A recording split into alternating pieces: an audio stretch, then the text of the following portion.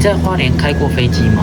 因为外面有4只狗，只要一开门，教练早，我选的是右边这一台，因为教练他愿意给我坐主驾驶的位置。好了，上飞机，准备出发啦！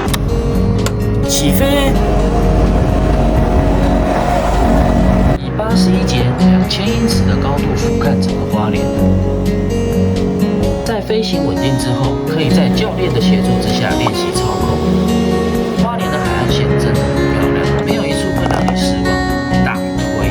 每个周末开放飞行，建议大家来花莲一定要来体验轻航机哦。感觉如何？